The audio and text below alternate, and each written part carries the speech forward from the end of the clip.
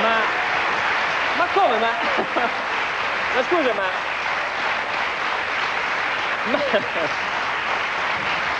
ma Silvio, ma ogni volta che gli rinfacciano il conflitto di interessi, lui dice sempre no, perché poi io lo risolverò molto tranquillamente. Quando ci occuperemo di cose che mi riguardano, io mi alzo e me ne esco, no? Sì.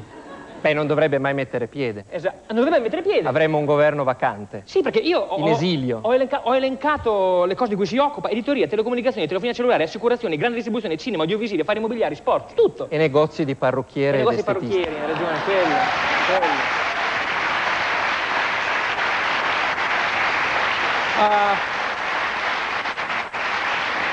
Quindi riassumiamo un pochettino allora il percorso di questo libro. C'è un'intervista anche dentro a Borsellino che è incredibile. C'è un'intervista agghiacciante a Paolo Borsellino. Chi la vede, è una rarità questa intervista, perché la Rai l'ha potuta trasmettere soltanto nottetempo. Perché l'ha potuta trasmettere?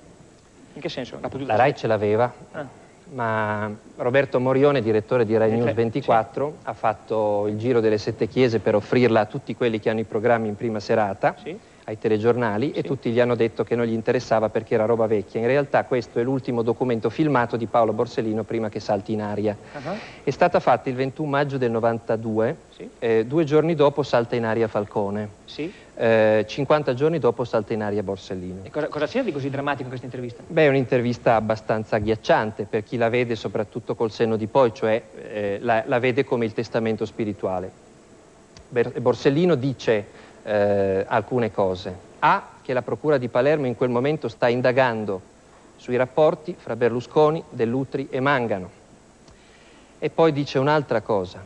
Dice che in una intercettazione del 1981 tra Mangano e Dell'Utri, Mangano sta contrattando con Dell'Utri a proposito di un cavallo.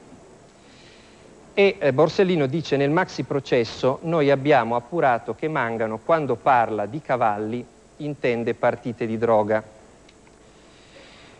Quando poi il giornalista, che è un francese, quindi fa domande,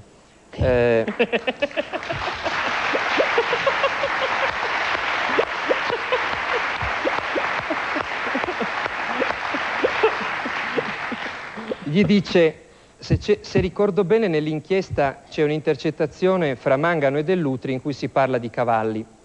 Borsellino, che è anche evidentemente un fine umorista, risponde: beh, nella conversazione nel maxi processo, se non piglio errore, si parla di cavalli che dovevano essere mandati in un albergo. Quindi non credo che potesse trattarsi effettivamente di cavalli. Se qualcuno mi deve recapitare 2 cavalli, me li recapita all'ippodromo o comunque al maneggio, non certamente dentro un albergo. Allora, voi immaginate un'intervista di questo genere rilasciata oggi da Borsellino vivo. Che cosa si direbbe di Borsellino?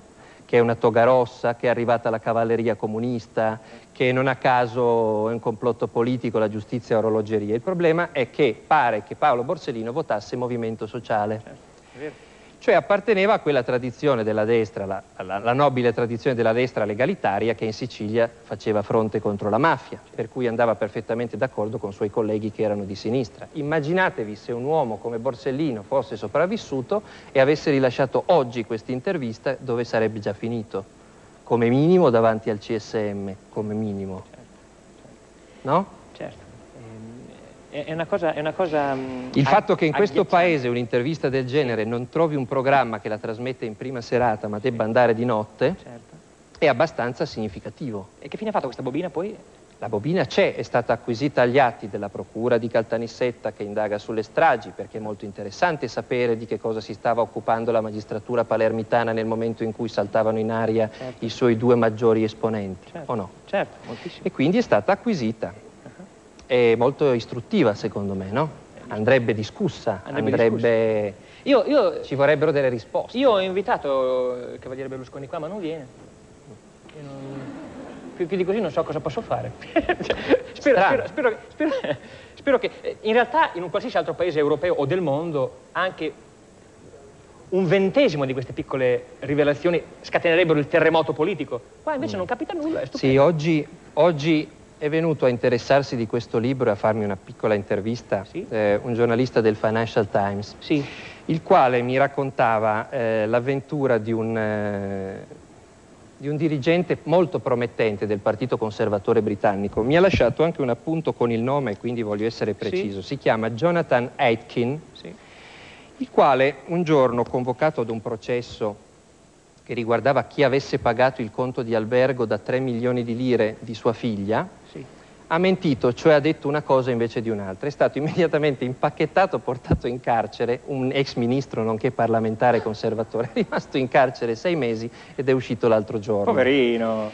E ha ovviamente la carriera politica finita, ma aveva mentito su un conto di 3 milioni della figlia. Sì. Cioè io non oso immaginare quanta gente ci sarebbe nel Parlamento italiano se vigessero le stesse leggi, probabilmente sarebbe semideserto. Io mi chiedo,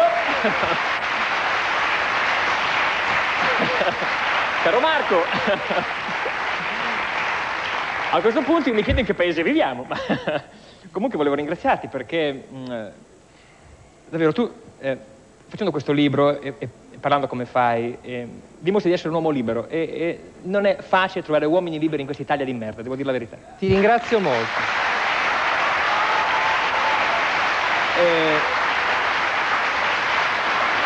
Sai che cosa?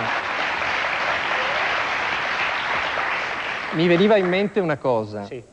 Quel governatore della Pennsylvania che un giorno si presentò in televisione e si infilò la canna di una pistola in Sì. bocca e si sparò. Credo che tu stasera più o meno non lo farai mai. avresti fatto molto prima. No. Grazie Marco. Grazie Signori, a te. Marco Travaglio.